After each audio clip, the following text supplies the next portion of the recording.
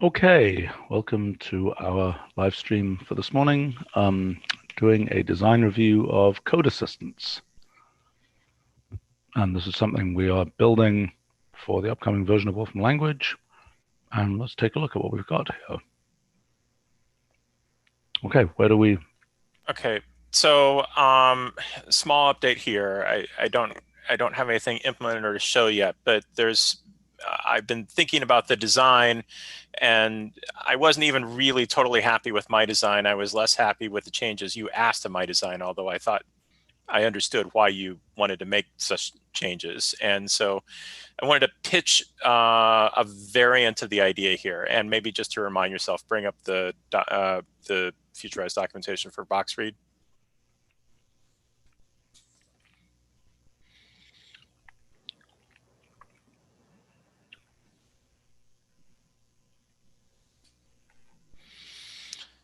So the sticky issue here was the notion that it's returning an association, and the reason for doing so is so that we can have a hash that we can double check and make sure that things aren't changing when you do other operations.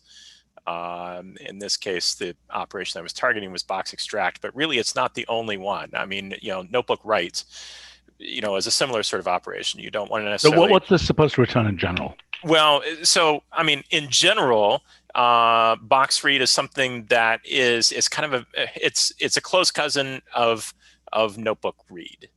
Um, but So what it's doing is it's taking boxes. What's the difference between that and from boxes or to expression?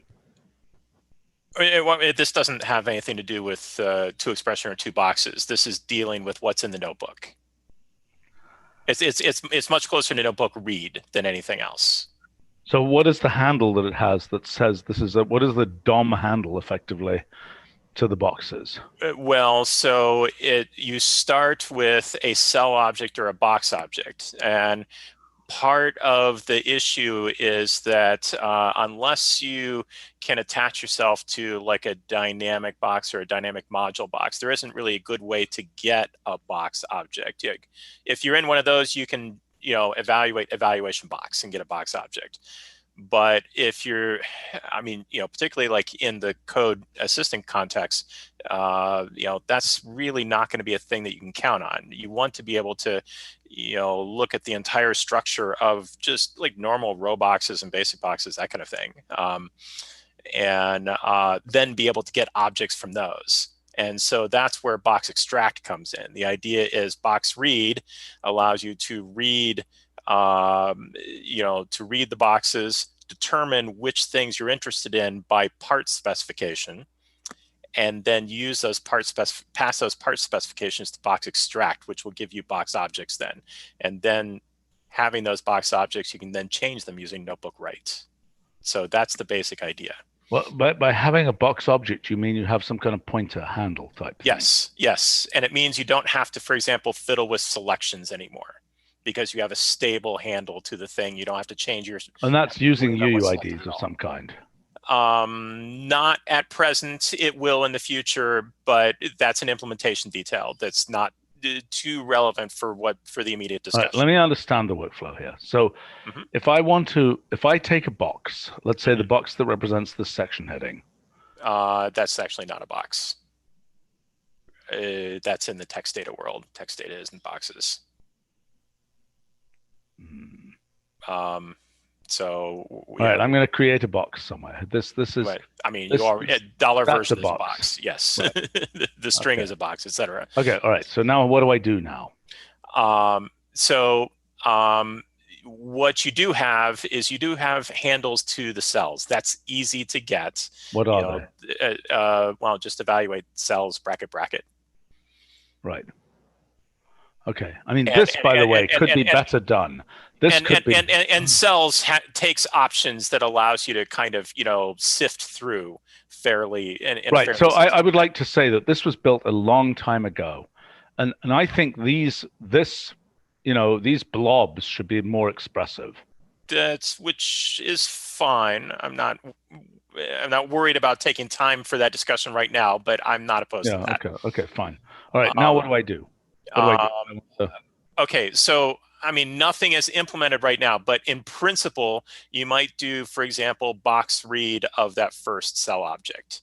And in this case, it's a trivial box. I mean, Yeah, it's okay, fine. But then what yeah. would that return?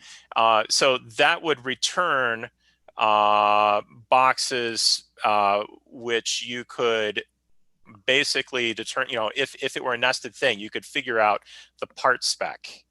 And Brenton is already doing this actually. So, I mean, his parser is working with part specs. So this is a very natural fit I don't for you understand guys. what you mean by, I mean, what is this thing? That first cell object.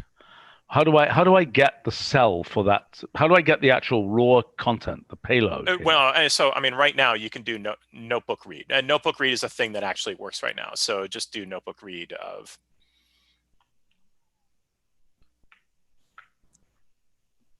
Yeah, Okay. there you go.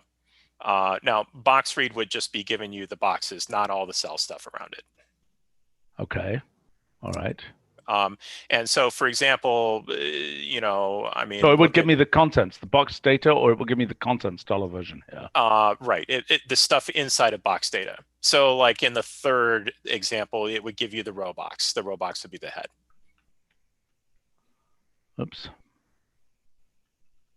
All right. So then here, if I say, now how do I get the cells for %5? The just do say last of cells of cell style arrow output. Ethan on our live stream is saying at least twice here, cells should take pattern match conditions. Do we understand what that means? Um, The cells function should take an ability to match to a pattern.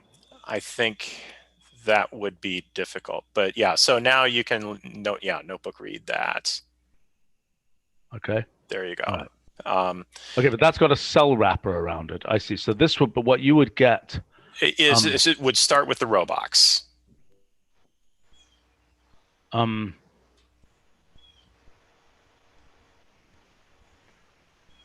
okay. Yeah, and so then, let's say, I don't know, for some reason you were interested in in the first fraction box. Then you would get a part spec of what is it? 1,3 What do you or mean I whatever would that get is. that part spec? How would I get it? Well, I mean, that's a thing you would so if you're interested in a specific box, you're going to have to use Wolfram language to figure out where it is in this Okay, expression. You're fine, not going to be fine, able to fine. avoid that. That's what Ethan is talking about, pattern matching. That it's there's an issue. Okay, so fine. Box read. I mean, we could imagine some box cases type thing. But so let's say what you really wanted was that first fraction box. Yeah. You wanted a box object pointing to that first fraction box.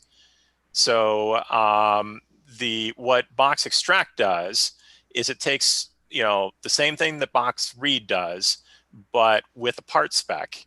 And in this case, the part spec would be what? Whatever it is, Comma one, one, comma two. two, or whatever it is. And then it would return the corresponding box object. Okay. All right. Yeah, So what? So and this will allow Brenton to do everything that he needs to do, and it will allow a number of other expressive, box level operations. But you were talking about something to do with being able to write stuff back and so on. Yes. So here's the issue, because these things can happen, side by side with, the user typing in stuff, or, some other program and some other kernel modifying the notebook. And you have a potential race condition situation here. Uh-huh. And you don't want to corrupt the notebook because, the user was Sure, trying to sure, type at sure. the same Right. time. So what do you do? Yes. So that's what my association and CryptoHash was dealing with. Yes. You weren't a huge fan of that, and I have to say I wasn't the hugest fan of it either. So here's my alternative. My alternative is basically something like checkerboards. that basically keeps track of, inside of its first argument, keeps track of, crypto hashes on read operations, and then automatically fails any crypto hashes of, modifying operations. Automatically fails any modifying operations that the crypto hashes don't match. So, I mean, if, just look at the documentation real quick for checkerboard, and I think the analogy is fairly close here. But would it be like a transaction, like yes. a database? Well, it would be like a transaction that can fail. Yeah, but when it fails, it's everything fails. Checkerboard is not everything fails. Right. Well, I mean, you could also imagine something like abort protect, but the problem. Hold on. The thing you're trying to address is, don't write it if the crypto hash has changed, right? That's right. That's exactly right. Okay. So. But wait. The it is a complicated thing here because it's got to be a handle to it. It's not the expression. You didn't extract. Well, and in fact, it might be multiple its. I mean. Okay, fine. But what you're saying is, this is saying, okay. So can you just tell me what is the fragment of code that does the write? So in this case, in the loop that I'm talking about, there are actually two sorts of fragments that that need to be protected in this way. One is the box extract, because the box read and box extract, the whole idea is they're matched up to one another. If things change, the part spec that you pass to box extract is meaningless. So that's okay. And then the second is the notebook write operation. Okay, how does this relate to cleanly? I have never heard of cleanly, so I have no idea. Cleanly, I think that's the name we've settled on, is the name for with local settings. So cleanly has an init, it has an expert, and has a cleanup. So let me just say, I could use, say, the abort protect model, where we just prevent any changes from happening. But I'm not a fan of that because that's gonna you just want to front end feel. Yeah, exactly. I would much rather the operation fail than we stop the user from being able to type. So. Okay. So hold on. What you want. Okay, so what you want is, I mean, this is closely related to Christopher's whole confirm and close mechanism, right? Do you understand that mechanism? I'm only vaguely aware of it. Okay, so basically what it does is there's an enclosing enclose, and you put in your piece of code, there's blah, blah, blah, blah, blah, code here, blah, blah, blah, blah, blah. There's a family of confirm functions. Is this kind of a design by contract sort of thing? I think so, but basically what confirm does is you return a value here. Okay, let's say it's 1 over x and it might be 1 over 0. Mm-hmm. If that is that might be, you might say confirm message, or confirm, you could say confirm by, and then you could say number q here. Mm-hmm. Okay, if that fails, it essentially aborts and it goes to the nearest enclosing enclose. Mm-hmm. Okay. And that enclose is then past some association, and I don't know what it returns, something by default, some kind of failure object by default. Mm-hmm. Okay, all right. So let's walk through this, because this is what you want to have happen here, is that your read, your operations. Okay, first point is basically anything that gets read should be crypto hash for the remainder, crypto hash checked for the remainder of the transaction. Right, I understand. But if it doesn't get read, don't care. If there's other parts of the notebook that change, I want to allow them to change and not worry. No, I understand that. So what you want is that it's like a critical section type thing, much like cleanly. Yes. Yeah, it is like a critical section, but one that you can back out of. One that can fail. Instead of blocking, it just fails. Right. It doesn't do the operation. Yeah. Right. So what this is And in answer to Tom's question, we can't do all of the right operations atomically, but what we can do is we can use tie into the undo mechanism to back out of things that we've partially done.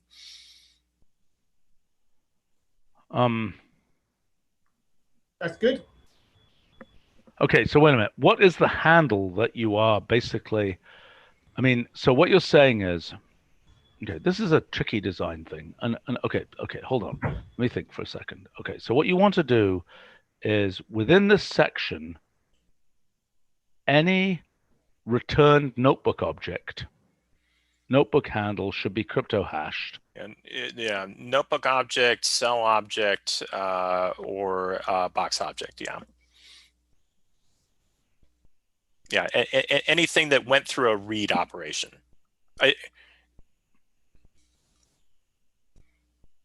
Anything that you call notebook read, box read, options, current value, any sort of reading operation. Right. So what you essentially want is some kind of notebook block type thing. Yes. Where I thought of the name notebook block, but I didn't think block was quite the right name, but that's definitely the idea. Right. So, but now what this is doing is it's implicitly looking at any, is it a block thing or is it dynamic or is it lexical? No, it can be anything that is evaluated during the sub-evaluation of this expression here. Right. Is to be considered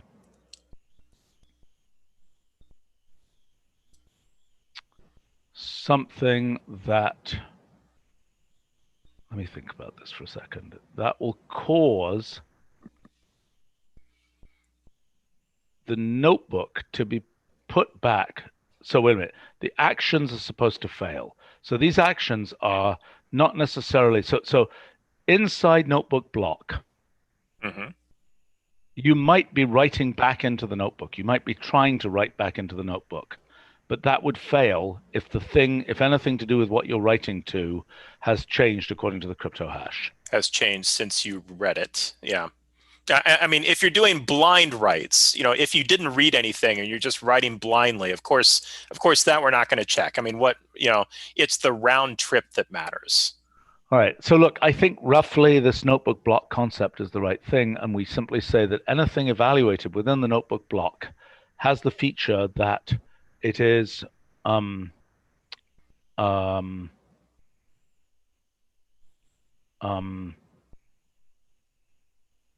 okay, so anything evaluated within there has the feature that it fails.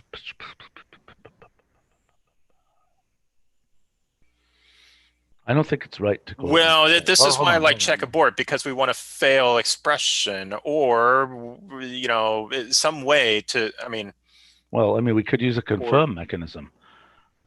Okay, and that I just can't speak to. Right, but what confirm does is it is using internally the throw catch abort mechanism. Okay. Okay. It just paints lexical things all over the place to make it more controlled and so on. Okay.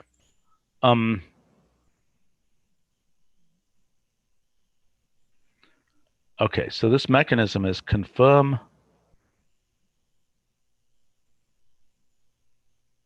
See, the question is whether you wrap the individual writes or whether you want a whole code block that has this feature. Yes, I agree. I mean, yes, you might be you might be doing round trips on 5 individual operations. Do you want to group them together, or do you want 5 individual blocks? This is a complicated design question. Do we have to solve this right now? Well, I could put together something that Brenton could start working with, pretty quickly without this, but it would not be something I would want to see go into production because of, the potential for corruption. Yeah, I understand. So, but it's okay. It'll be but it would be enough to play with. So, right. Okay, the box read, box extract, with no crypto hashing, no associations, none of that stuff. That I think I could do pretty quickly. Okay. And like I said, it actually maps very well into Brenton's current parsing mechanism. Okay, so the notebook block outside of those things would fundamentally, its semantics would be that if something goes wrong, would it continue executing the expression using old values of the reads, or would it abort out? Well, I mean, the point is that you're producing side effects, which is changes in the notebook. So you want to stop doing that and potentially revert any. Yeah, but I understand. Yeah. But if you did that, you want to revert?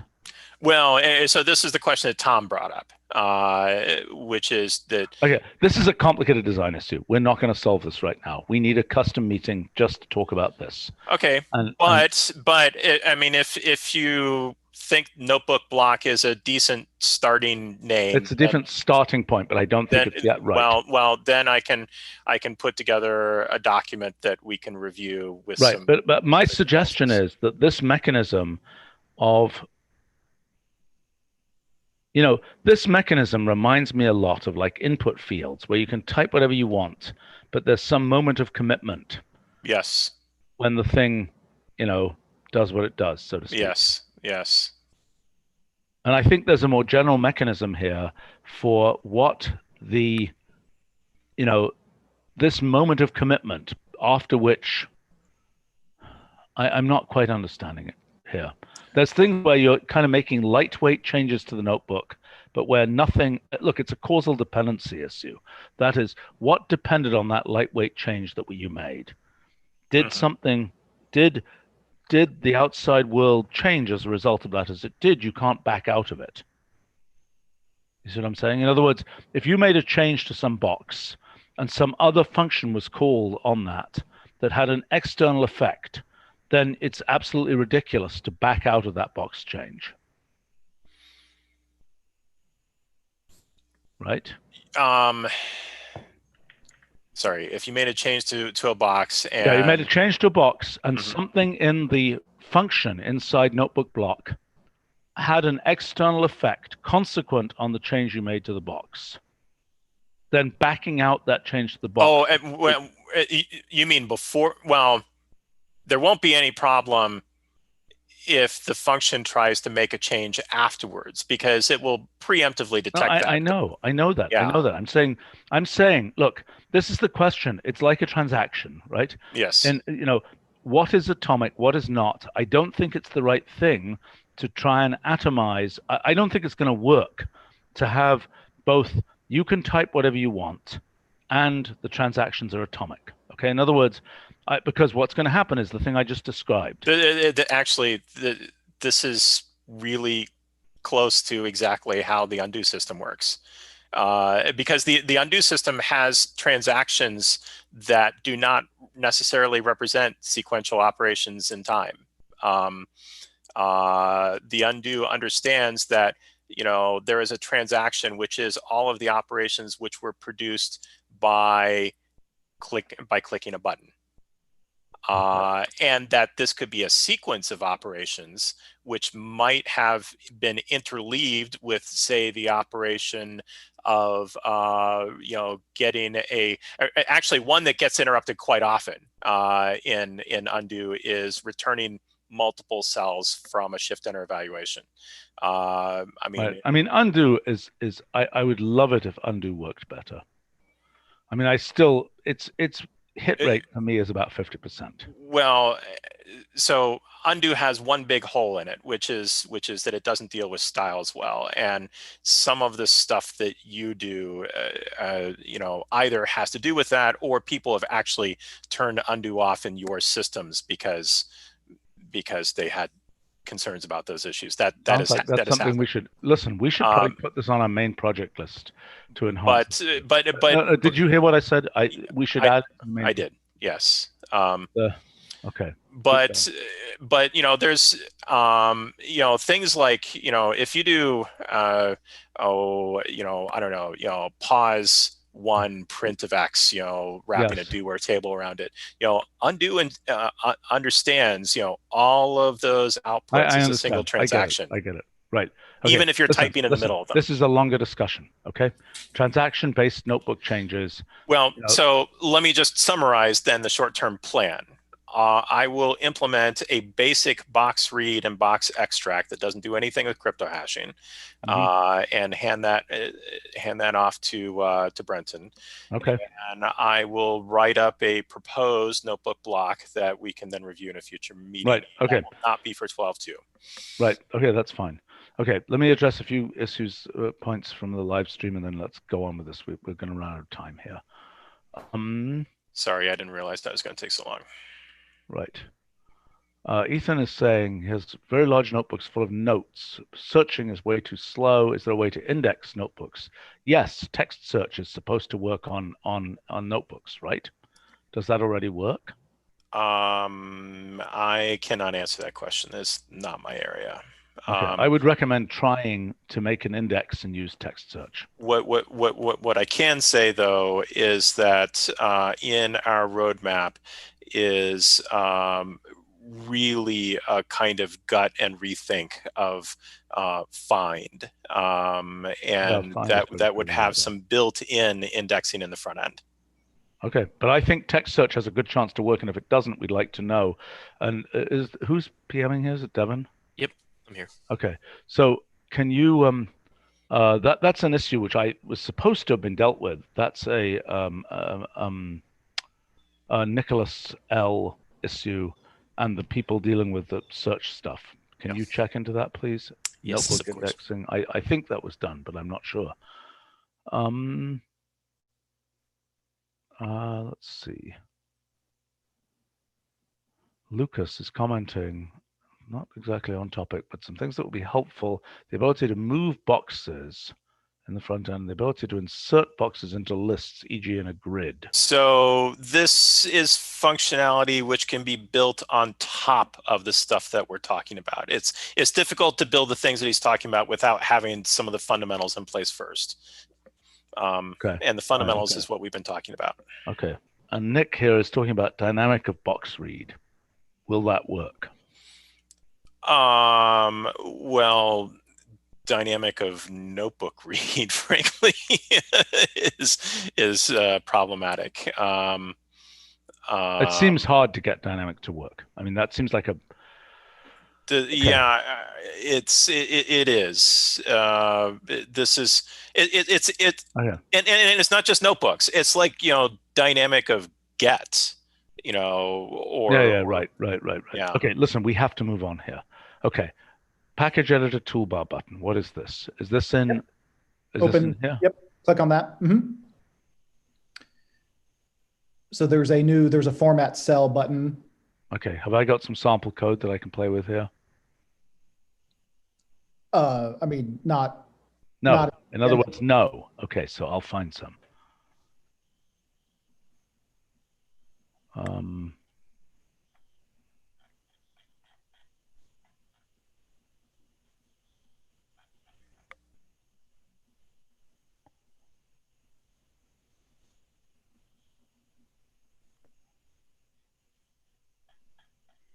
All right, let's take some good and grotesque code here.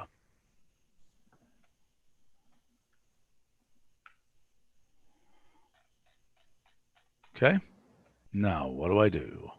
Yeah, well, I mean, first, remember what this looks like before visually, and then click on the format cell button. Do you have to have the cell selected? Oh yeah, I guess if you don't have anything selected, it wouldn't work. But yeah, and so you can see it. Yep. In the left hand, the bottom. So first of all, formatting selected cell should have a capital F. Sorry. Do you understand? Formatting selected cell down here in the toolbar in the status bar. Oh, sorry. Yeah, status bar should have a capital F. Sure. Okay, now what did it do? You should be able to hit undo now to see. No, I don't want to do that. I'm gonna just show it in a different window. For apples to apples, Yeah, I should in a different package window. Yeah.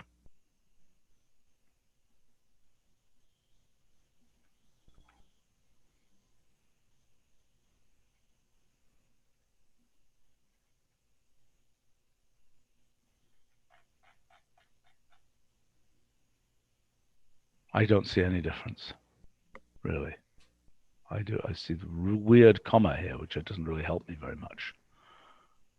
So this is, it This looks like doesn't- this is an input cell. Yes, it should be a code cell better. I'm sorry, say that again? Code cell. So this, yes. Okay. What should I do to make this useful? Well, what code you're getting. Okay, what do I do? I've got a big lump of code. Tell me what to do to see your thing actually working. I start a code cell. I thought when I copy pasted in here, I would get a code cell. I'm not sure why you didn't actually. Oh, you must have copied from another notebook, I guess. That's okay. So I'm going to take this and I'm going to paste it, the content there. Okay. So now I've got some grotesque code cell. Okay. Yeah.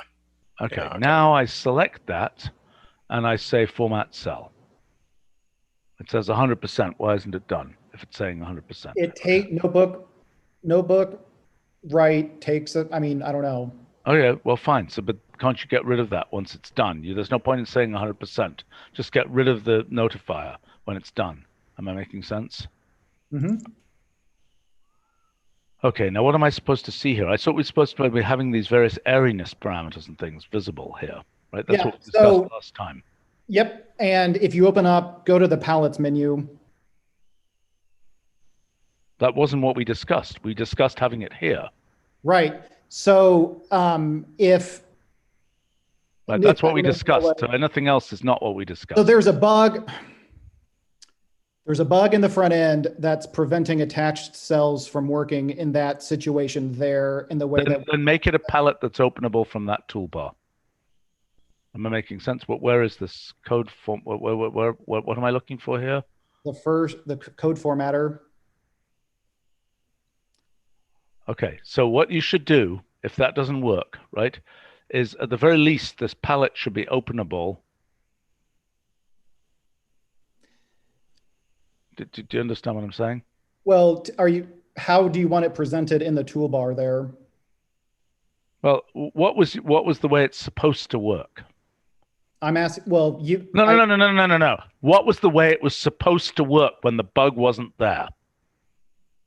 You know, a drop-down menu, presumably looking like the functions and sections buttons, you know, on the left there. Okay, so I don't understand. So you're saying in here, okay, did we have UX for this or not? Yes. Okay, what was the UX? What I'm saying right now, a drop-down menu. Okay, be specific. So what it was if here we say, that doesn't seem to have a, okay, so let me put in a heading. Why doesn't that have something for sections now? Why doesn't that work? Update. It doesn't update in real time. So. Okay, all right, okay, fine. Okay, so I don't understand what that UX is supposed to be. So I took a look at the UX on this, and it's not just a drop-down menu like the other buttons. It's a button sort of split with the end split off, but it's a separate down thing. So you can either click on Format Cell, or you can click on the right-hand side of it, which pops an attached cell with that code formatter palette in it. But there's a bug in the front end at the moment which prevents attached cells working properly with docked cells. So we couldn't do that. Is that bug difficult to fix, or is that John? So I didn't realize this was a discussion that we were having. I think I wasn't in the loop or wasn't paying attention, but yeah, it's not so easy to deal with because dock cells on some systems are like separate views that just clip at their edges. So it's... Well, where would you want this thing to pop up anyway? Noah, what was the idea for, in the case where you press that button, where would the pop-up go?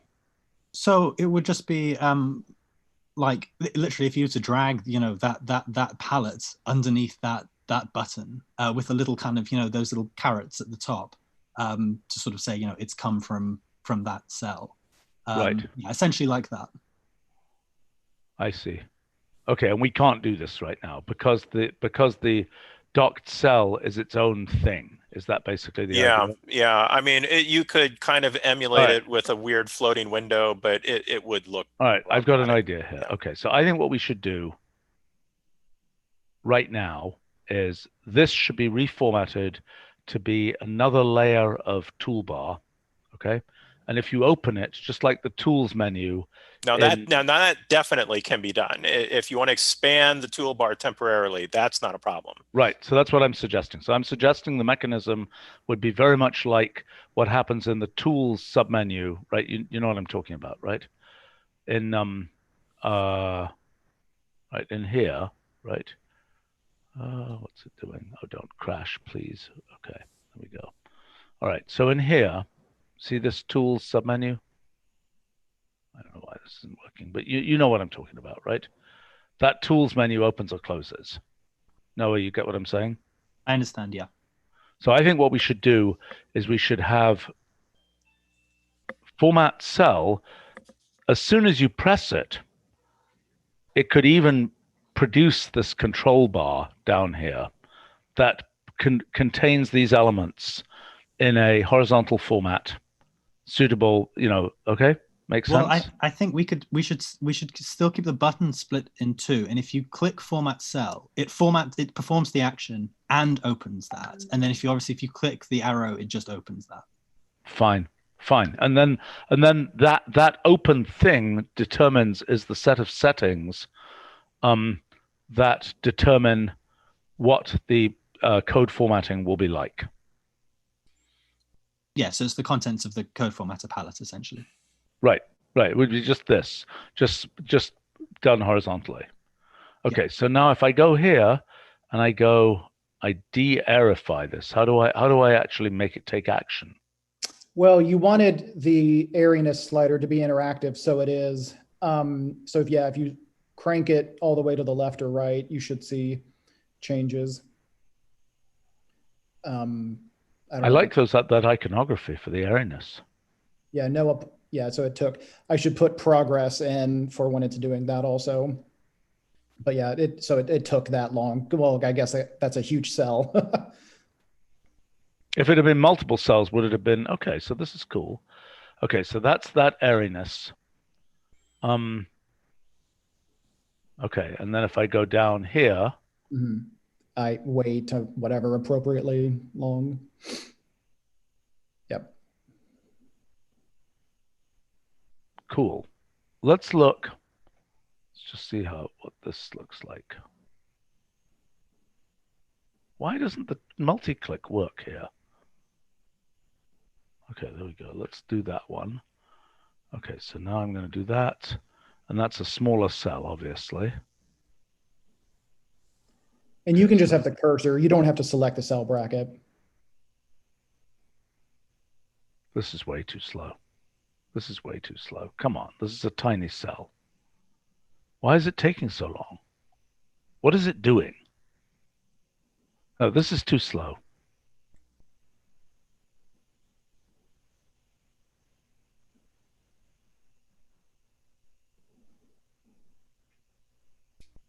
And that was a big jump in airiness. What do we understand the linearity or non-linearity of airiness?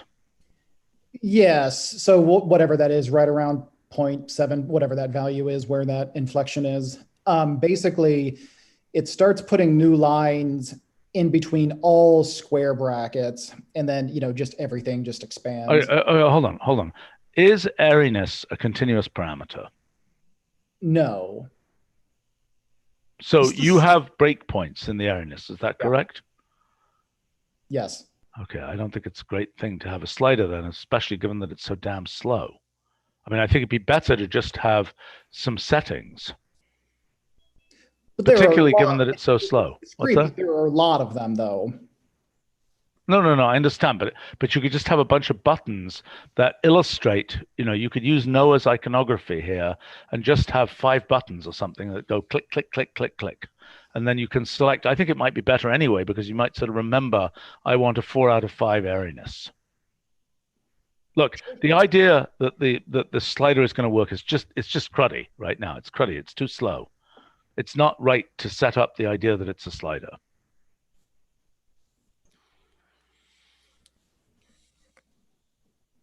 Okay. Well, and I think maybe it should be on the table. Maybe it shouldn't be a slider. I mean, No, but right. I'm saying, if it's 6 positions, maybe we should show 6 positions. That's what I think we should do. I think what we should do is use Noah's iconography idea here to show 6 little buttons that go from the really clumped to the really unclumped. By the way, it could also be a slider with marked intervals. Yeah, I understand that, but I don't want a slider. I don't want a slider. Well, no. I'm saying that a slider, that has the intervals marked, it's discrete, and you know what the levels of discreteness are. Say that again. What? No, I just said that was actually the original design, to put ticks on it.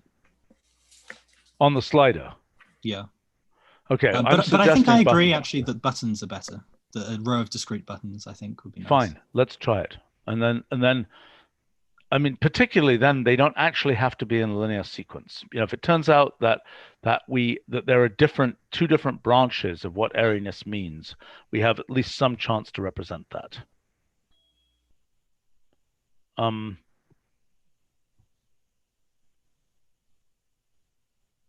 It's really slow though. Why is it so slow? I'd have to profile it to say for sure. Okay. Well, it needs to be significantly faster. This is really kind of pathetically slow. Brenton, in terms of front end operations, it's just a single read and a single write, correct? Yeah. Yep. So that shouldn't be an issue. Okay, so let me comment on this for a second. So there's a parameter which is basically given an average piece of code, what is its height as a function of airiness? You see what I'm saying? Mm-hmm. So, physically, I suspect there's some kind of phase transition as a function of what, that you continuously change some binding amount, and then it's going to discontinuously change its height, I suspect. Because I think things will kind of back up at some point, and it'll just start, really expanding. So I think somebody should do a little bit of analysis of that. In other words, as if there is you get what I'm saying? Mm-hmm. Because I also think, and possibly this can be reflected in the iconography in some way, I don't know if it can, this idea that it's going to get longer. That's kind of obvious. Never mind. Right, okay. Okay, so let's take a look at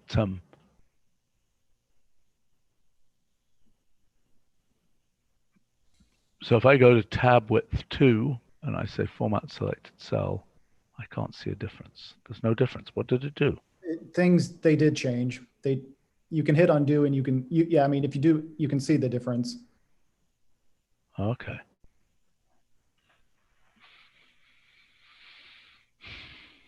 So what about what about in a standard input cell? Can I apply this stuff? Because I don't want to just be using this in code cells. What do I do in just an ordinary thing here, like this? Can I apply this in here? Yep. Oh, cool. So freaking slow. It's just so insanely slow. It's just insanely slow. And why isn't this going back now? Well, I mean, give it time to catch up. Yeah. Okay, you have got to figure out how to make this faster. This is sure. Really outrageously it's been slow. Faster than this, Brenton. I think, yeah. Well, part of this, it also might be something to do with dynamics. I'm not completely sure yet. Okay, well, that will be helped by having buttons. You don't have to have some continuous action dynamic. True. Yep. Just a button. And it's possible in your current implementation, maybe you're getting called twice when you expect to only be called once. I could see that happening. Yeah. Okay, fine. All right, I get it. This is okay. So how are we going to provide this? So in the notebook toolbar, this will be something that's available. Otherwise, how do you do this? How do I apply this to a generic notebook if the thing is only available in the package editor toolbar? I mean, through the palette is the only other option. No. There isn't a palette, right? Because it's in the toolbar here, right? Well, I mean, we can talk about the toolbar for regular notebooks, but that's a much bigger question, as you know. All right. Well, so for this version, I guess we put it in this palette, in this palette's menu. Okay. And what's it called? It's not called Code Formatter. It's called probably code formatting, code space formatting. Okay, that's what it should be called in this menu. And okay. We should move it to a place of better prominence. But not here, because this is user added stuff, right? Yeah, and that's just because Brenton didn't know, and I didn't have a chance to review it and tell him. That's fine. Easy to fix. Yep. Okay. Code formatting goes in there, and for now, and then in this case, it becomes part of the toolbar. When the notebook toolbar is ready, it will become be something callable from the toolbar. Right? Yep.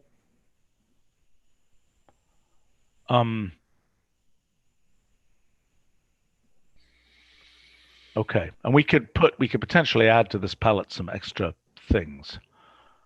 Okay, there are comments from Ethan about bulk, indent, and de-indent. It's on the list. Yep.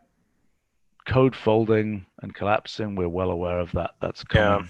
I mean, actually, some of this is more in my camp than Brenton's. I know that, but we're still trying to catch up on the other things there. Yeah. Yeah, Ethan is saying it needs to be smarter with saving space. Infix operators. Changing functions with brackets to @ signs.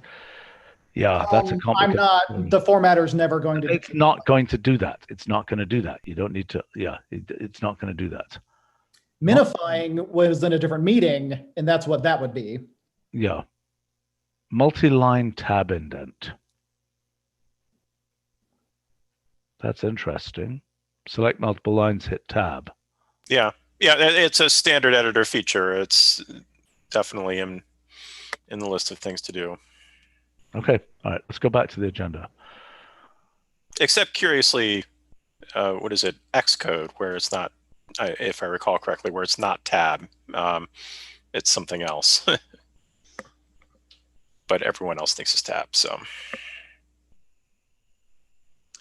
Okay, 70, good. Well, we're modernizing. Yeah, Rob, quoting Rob Knapp, we're not using Fortran anymore. Oh well, good. He's only modernized quite recently, I think.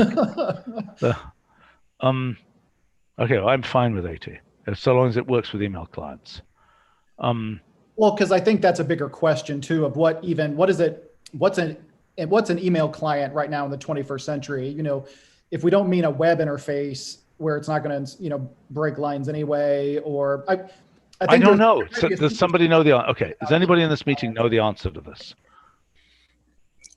The question is it the case that we have hard line breaks, right? Given that we have hard line breaks, any system, if you make the window narrow enough, is going to fail with hard line breaks because it's got to wrap the line and then it'll have the hard line break, right? Yeah.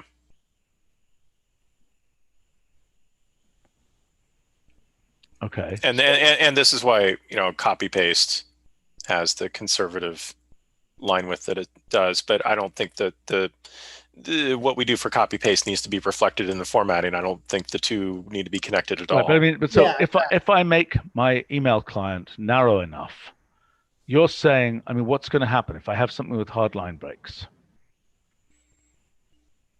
You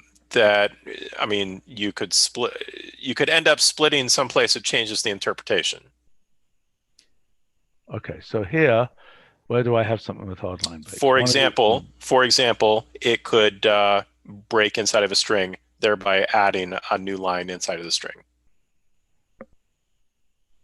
Okay, so this is something with hard line breaks, and so it looks pretty ugly, right? But those line breaks don't matter. Yeah, those are soft. I understand. These are soft line breaks. It just looks ugly. Yeah. So there's nothing to do about that. No, I understand. But as I go wide, what are you telling me? Well, this answers the question. If this particular mail on OS X doesn't insert hard line breaks, then there's no problem. Apple Mail communicating with Apple Mail is generally fine. Yeah. But your issue is that another mail client, upon sending the mail, could insert a hard line break. Like Thunderbird. Okay, so I've got a question. Which what it does. Standard... I use on Windows, I use a mail client called Postbox, which is a Thunderbird derivative. So I think what I'm about to say applies to Thunderbird. It definitely applies to Postbox. If you run it in plain text mode, which I do, then yeah, it introduces hard line breaks. Where? How many characters after how many? I don't remember what the default is, but it's like 75-ish, 80-ish, something like that. I'll have to. Oh God, what a mess.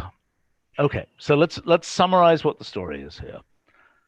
We're saying we will insert hard line breaks at character N, which right now is set to 70, and you're pushing to change it to 80.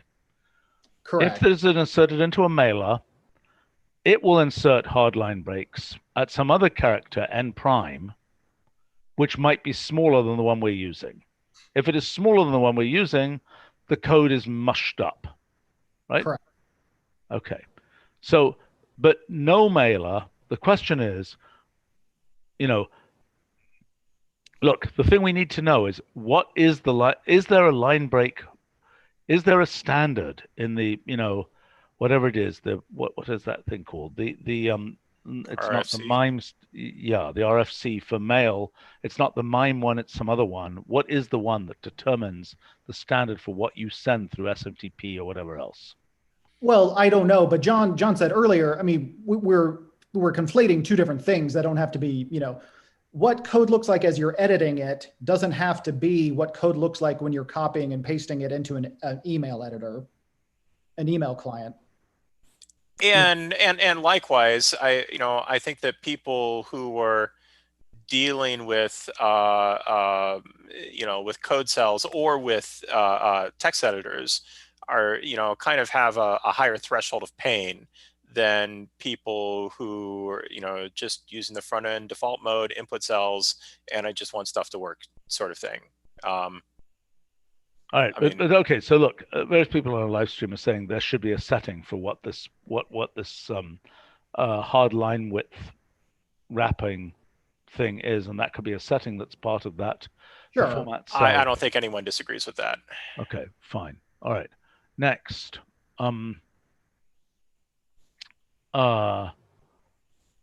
question about, are we going to add line numbering? Don't we have a line numbering option? So that is something that's going to have to go in the front end, and it is on my roadmap. Okay. I mean, and it's going to be a little strange because some blank lines turn into cell breaks. So I have to think a little bit about exactly how that works, but it should work. I agree, and it is on my roadmap. Okay, a comment from RBS.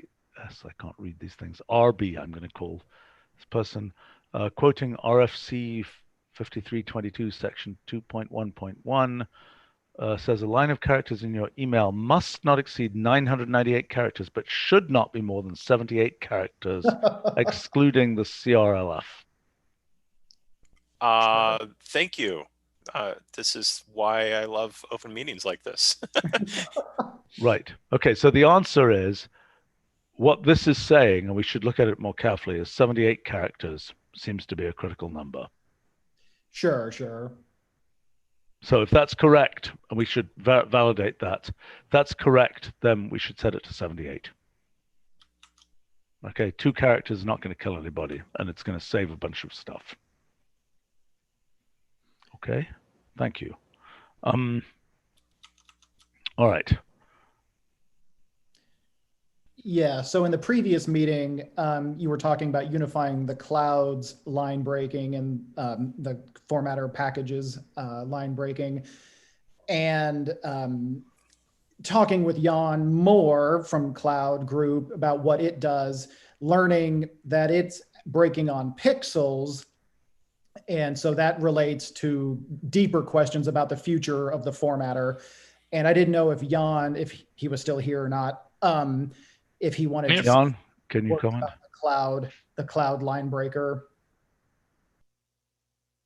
Yeah, I mean, I'm not sure what I should really comment on, but our line breaker is very similar to the one in NB Lite, and in spirit certainly to what the desktop frontend does. I think it's fairly different from this sort of character-based code formatter. But but that's designed for input cells, which is fine. For code cells, there are a different set of assumptions for code cells where a character-based line breaking is not 100% perfect, but it's much better than for input cells.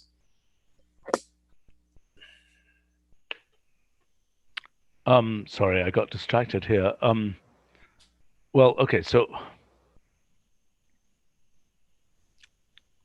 Okay, what is the main point here? The main point is, I'm very confused by this. Well, just the point is, in the future, so the code formatter package that I've been working on has no concept of, pixels or M's or points or anything. It's characters. That's not saying that it cannot learn about these things. So, for example, a non-fixed width character. So, what you're saying is, if there was a super wide character, you wouldn't care about that. You are just, it's like currently. Yes. Correct. Yeah. And I think that's perfectly fine. But what Jan is saying is that what he's doing is to break. See, this is the difference between what you want for code, where you're more interested in having a reproducible line break, and what you want for text, where you're more interested in having the thing look sensible. Yes.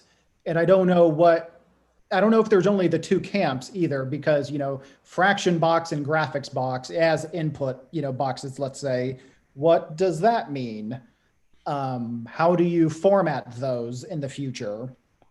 There's also a separate issue which you could potentially deal with, which is combining characters in Unicode. Yes, I understand. Well, oh God, I don't even want to. Yeah, true. Yeah, but dealing with, you could deal with that in a kind of character-based way, but you'd need to know, how many code points is a glyph. Yes, and that's not to say. Yeah, I'm not even. Yeah. All potential problem. Yeah. I mean, it gets much crazier. All kinds of ridiculous things can happen there. Yeah, so that's almost like stepping off the deep end. I don't think we should do that. I think it should be character-based. I think that's the way to make it reproducible. Now, what Jan is saying is that his formatter for input cells is what we're talking about, right, Jan? Any cell, really. Right. Is doing wrapping, which is also what the front end is doing generically, right? It's doing wrapping based on, I mean, if I take a piece of code here, if I just take that random big blob of code, it's rather horrible code here. Well, I mean, this very cell is already doing it. I mean, if you narrow the window, it's already doing it. Right. So here, this will be breaking based on the actual width. I mean, if I made this let me just do that for the hell of it. Let me make this a non-fixed width font. How would I do that? What's the best non-fixed width font? I can just go, I can make it into text. Actually, no, don't make it text. Do Command T, and then change the font to whatever. And Comic Sans is the best one to answer your question. Yes. Yeah, let's do it. My gosh. So yeah, okay. there you go. That's non-fixed width, right? Correct. Okay, it looks rather nice actually. That was what we were. Okay. Don't get any ideas. I like the association operator looking, how they look. Where? That we're working on programming ligatures that will cover that sort of thing. So. Okay, wait. So that's not. Yeah. Okay, fine. Never mind. Okay. Anyway, but the main point is that the wrapping here is determined by actual character width, as opposed to just number of characters. Whereas what you're saying, which is exactly the right thing. Yes. Yeah. Whereas in the previous meeting, you were expressing the desire to have these, the cloud form, the line breaker, be unified with what I'm doing. And I'm wrong. Okay. Well, no. Well, it's not a day's worth of work. No, I understand that, but I think I'm actually wrong. Because I think this is. Yeah. Well, I mean, unification is definitely wrong. Whether you want to have something that does something like this, I don't know, maybe or maybe not. But the notion that you could unify it with what the cloud is actually doing, that is wrong. Yeah. Okay. Well, but there are other questions. I mean, there is value in being able to talk about this stuff programmatically. Well, I mean, being able to, I'm not saying there aren't features here that might not be interesting. I'm just saying that, at best you would be consuming the services of the cloud or of the front end to get width information that you need. Okay. Yeah, because that was like the last point, the last possibility. Well, yeah, fine. Yep. Okay. All right. Just the various comments on our live stream about basically getting a sort of decisions about best practices for code formatting. And I know we want to do this. We've tried to do this, but it's really complicated. And I think most likely what we should do sometime, maybe we should do this at the technology conference. Actually, that'd be an interesting idea. That's a good session for the. Danielle will be upset that I'm suggesting a new thing, but we could have a little focus group and talk about formatting conventions, and perhaps what we could do. I mean, I think the most likely thing. I had boldly suggested that we should just dictate a convention and like it or leave it, but that's been shouted down predictably from a number of fronts. Okay, so what I think is a better idea is I don't think we're going to get that. I don't think we're going to get it. I know that various people, who I know whose code looks pretty nice, right? And also, I suspect it's going to be, it's like somebody saying there should only be one style of clothes. I think that's happened in various periods in history in various countries, but basically people don't typically like it. And I suspect what will be better is to have a, potentially named styles of formatting that people can define, and that we will, just like style sheets, will have, some number of them that are people can use by default, and then other people can introduce ones with complicated parameter settings that potentially can become popular as a community type issue. Yep. But I think what we have to do to make that possible is to have all the parameterization of code formatting straightened out. Yep. I mean, it's a lot of work. I was just going to say, for the tech conference, I'm giving a talk about the formatter. I guess I'm advertising myself now, but I'm giving a talk about the formatter, but I'm also going to be holding a workshop on code tools about the linter and the formatter, where I want people to join and to give ideas. I think you'll have as much. Yeah, I mean, the linter is a whole different. These are very different things. This is that is much more of the more it says, the happier we are. Code formatting is much more, it's something where there are real choices to be made. Yeah. And so if we had a separate dedicated session to this I think it would be useful. So why don't we suggest this to Danielle, see if she can fit it in. The comment that Harley Rutan has developed his own style sheet for his IntelliJ plugin. Yes, that's interesting. Sandra is asking, how would this work with emojis? Oh, that's what I mentioned earlier. It's very much related to the combining characters problem. It's just two variants of the same thing. Okay, let's go back to this. This is an idea of having comments to switch on and off code formatting. Yeah, so this is one thing that is needed. Wild. Okay, why? Well, as an example here that I was giving, people do put TLC into their code, especially with tables and things, long digits, and you line commas up. So what you want is a notation that is a comment, a special comment, which is a comment to the code formatter that says what to do with this piece of code. Yep. So in other words, what you're basically doing, and I can't imagine that you want to say code formatter on and off. I mean, I would think what you want to do, I would suggest that, the best type of thing might be something like, I don't know. I don't know what the right symbol is. What is the symbol of the code formatter? There are functions. No, I understand. But something like, is it a toggle? Yes, I do actually want to be saying off and on. Yeah. No, but I'm saying what you're saying is, I'm suggesting that what it looks like, because you don't want a giant piece of glob of garbage inside your code. That is completely. We need to. Yeah. So, I see. Yeah. Something like this. Sure. So it will be a convention for comments. Yeah.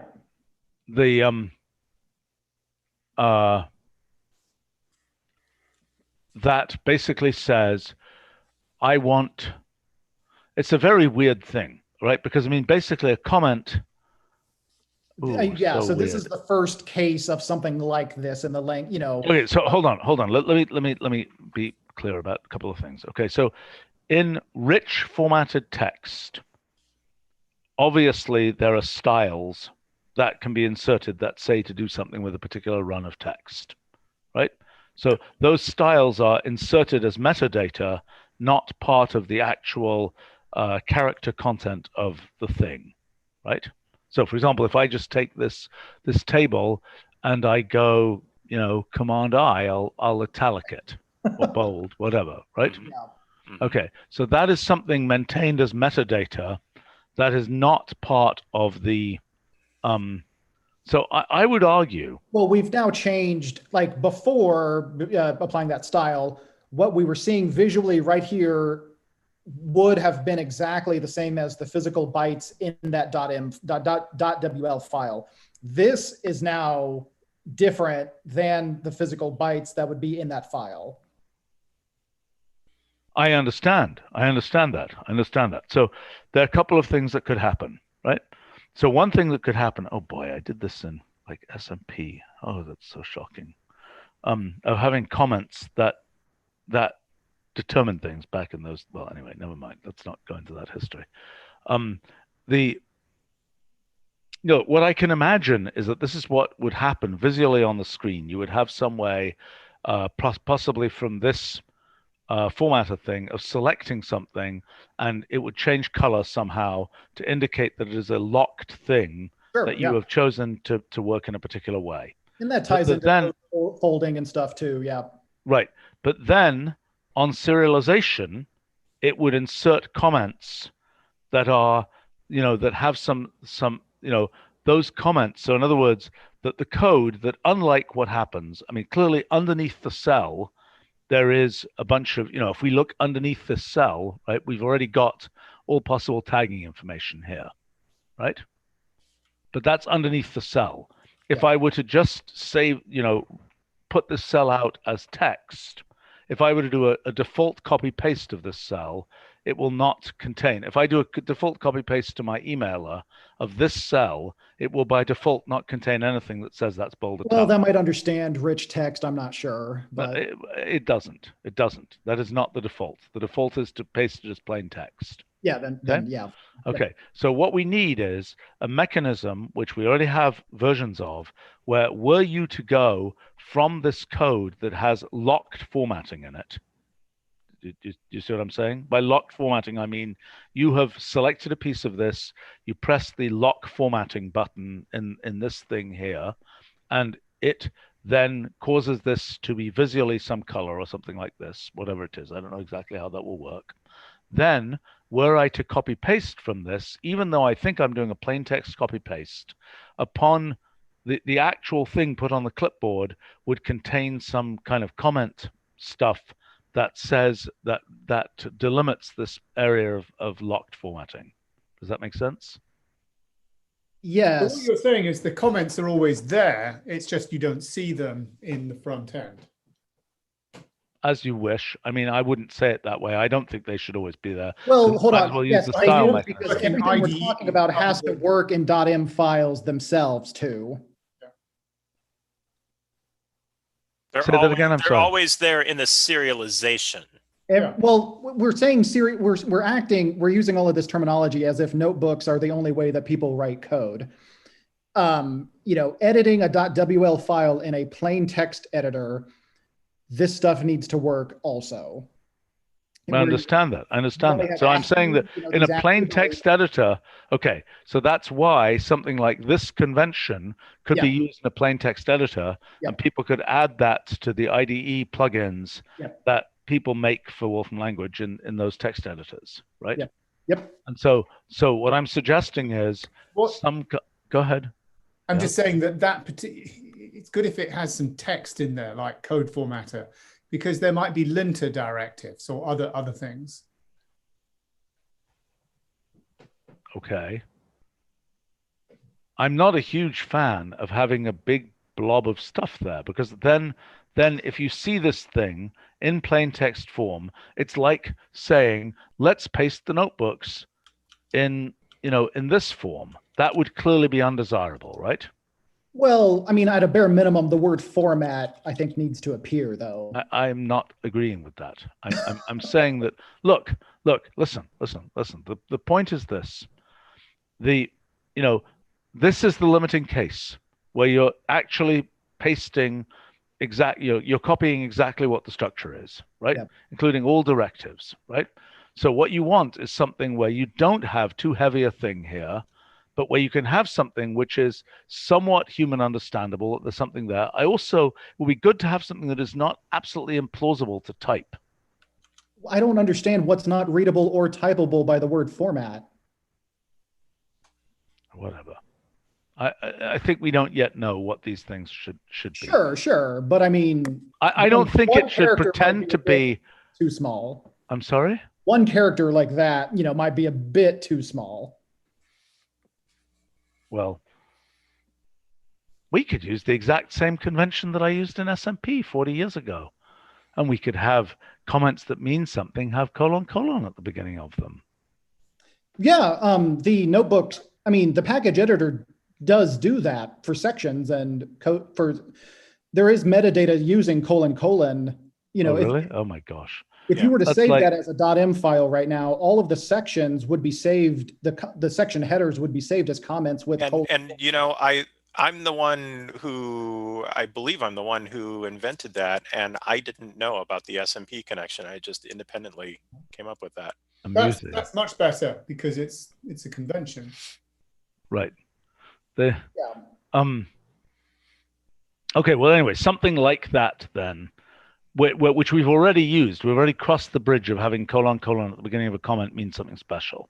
Yeah. Okay, so something like that. So John, will that mess up with the front end, or is it ignore things it doesn't? No, it will ignore things it doesn't understand. Okay, good. Okay. Just that note that you sent recently. Oh, it's just that's just something for your code assistance system.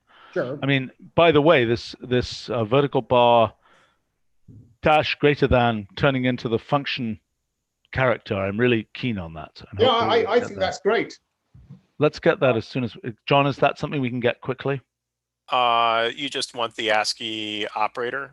Yeah, I just want the ASCII operator to turn into the function. That's pretty straightforward. Can someone like Itai give a comment on it? I'd just like to get an Itai test. I think Itai did comment on that. I think he did. Oh, he did? Yeah. Okay, fine. Good. Right. I mean, it's just there is a slight concern about precedence, but I think the precedence. Sorry. No, sorry. Itai commented on the conversation morphed into about a pattern matching capabilities. A different conversation. That's a different Itai commented conversation, on right?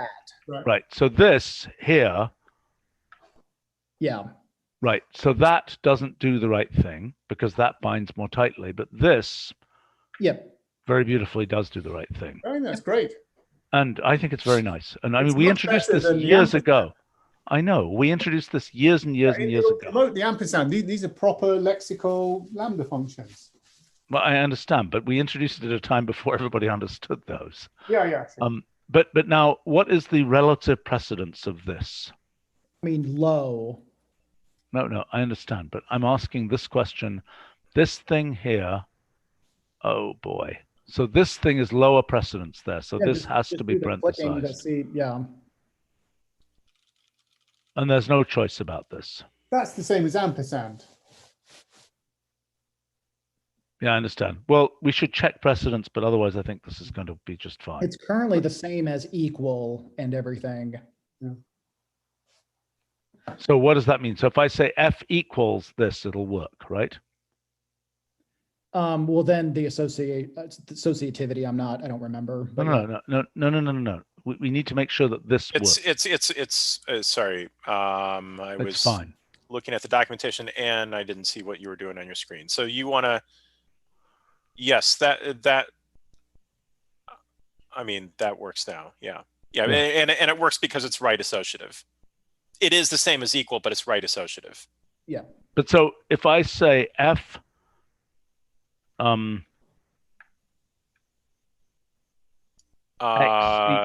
X equals Y, then yeah, then once again, right associative. Okay. Which is kind of nice, actually. It is nice. It seems like the right thing. Yeah. Yeah. I'm sure we thought about it when we put in function. Whenever. Yeah, I don't think I participated in this, but I approve. Okay. Well, this is quite lovely. I mean, and we should be able to have things like this. This will work just fine. I mean, this is, so what you'll be able to type is vertical bar like this, and that will turn into this, and that will go X plus Y there. And now, beautiful. How does that manage to get the right? That's the right. Oh, that because it's the precedence of equals. So that's good. Like almost everything is higher than it. I mean, it does cause problems, but plus that's not a problem. Yeah, the only practical operator that's that's lower precedence is semicolon. Yeah, right. Comma. Well, comma is not really quite an operator.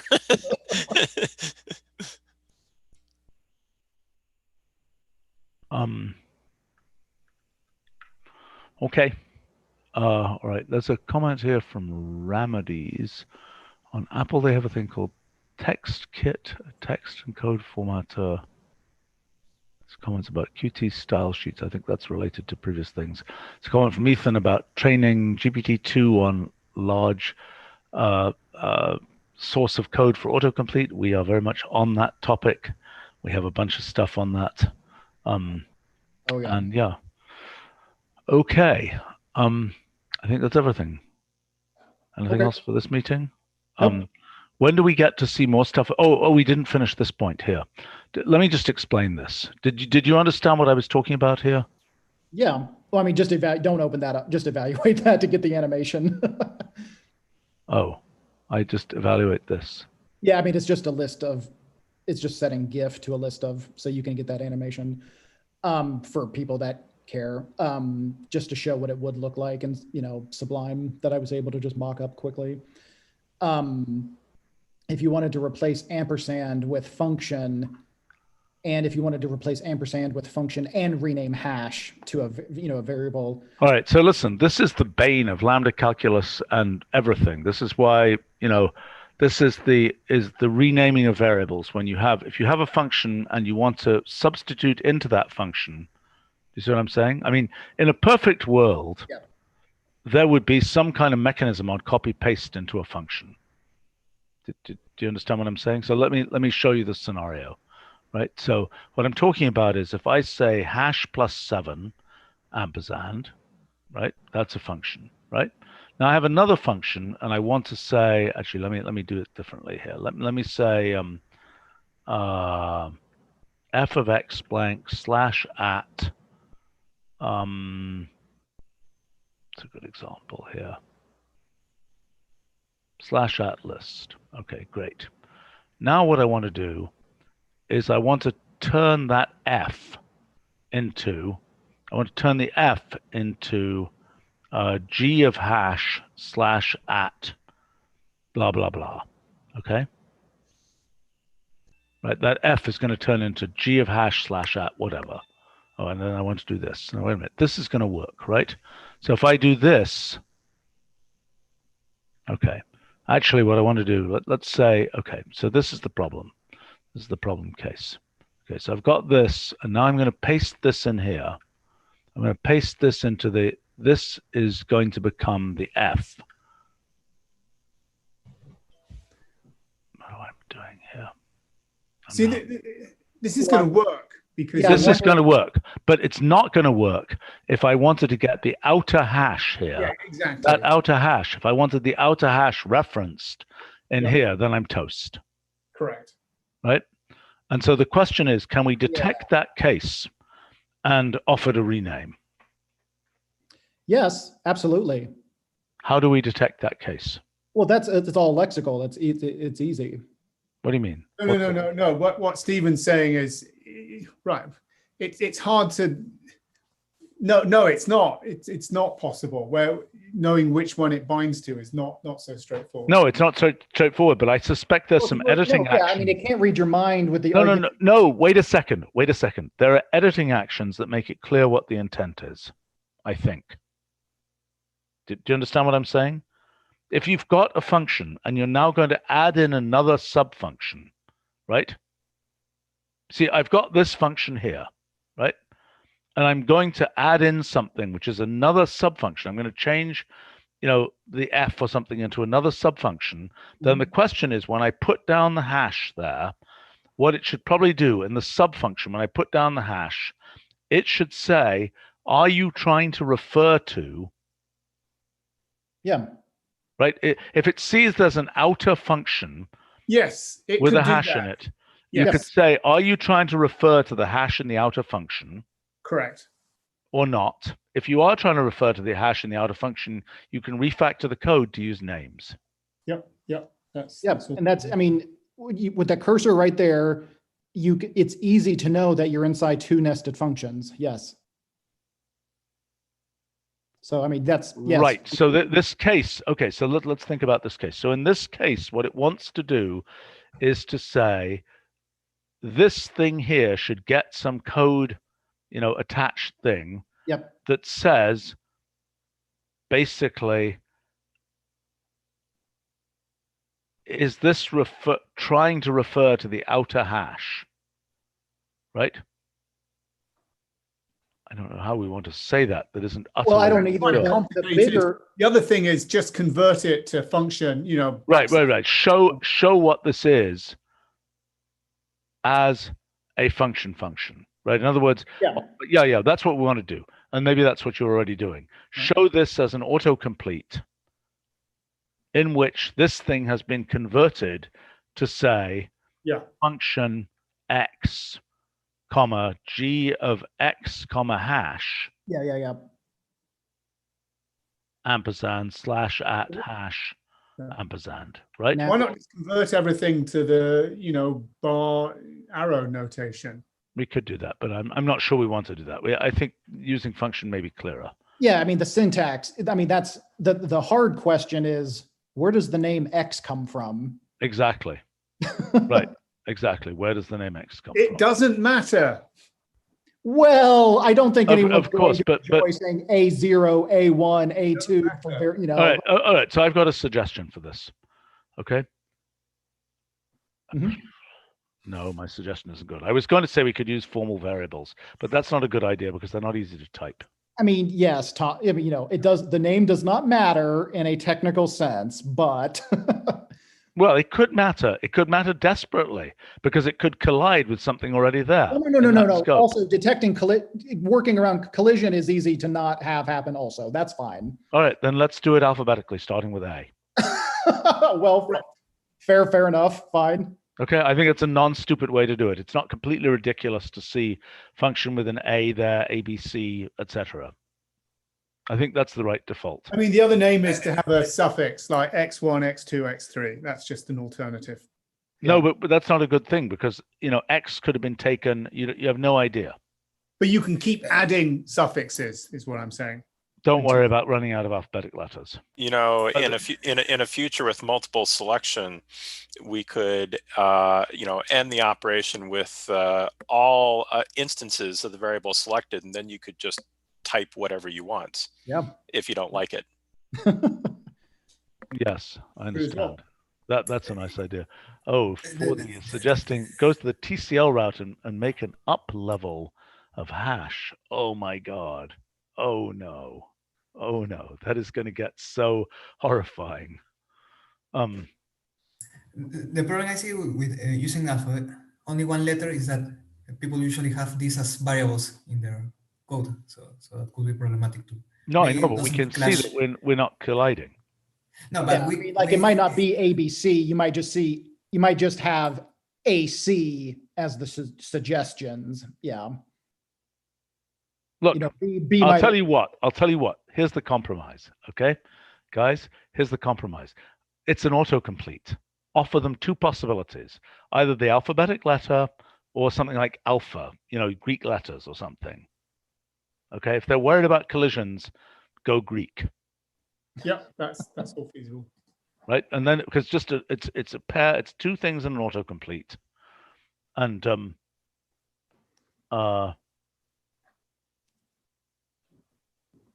okay, suggestion about Control F as a keyboard shortcut for the function thing. Not sure. Let's first of all just do the keyboard thing, the vertical bar dash greater than. Replace all function unique variable plus space then wildcards.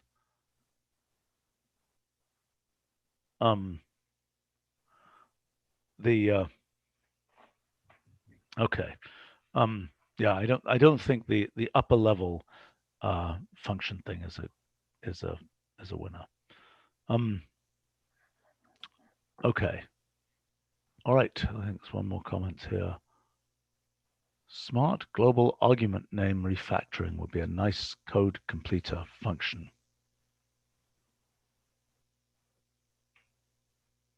That's an interesting idea. Say that again. Smart, in other words, let's say you go into the left-hand side of a function. You've got f of x blank. I mean, I've needed this many, many times. You've got f of x blank colon equals blah, blah, blah. And I start editing this. Okay. Oh, yeah. Offer to change it in all instances on the right-hand side. Yep. That's a good idea. So it's something that understands lexical scoping and can either be bounded by it or can exclude it. If it's in some cases you want to exclude it because it might be a child of the where you started. Yeah. Right. Okay. I need to get going. Workbench does that. Workbench has a feature for doing that, renaming all scope variables.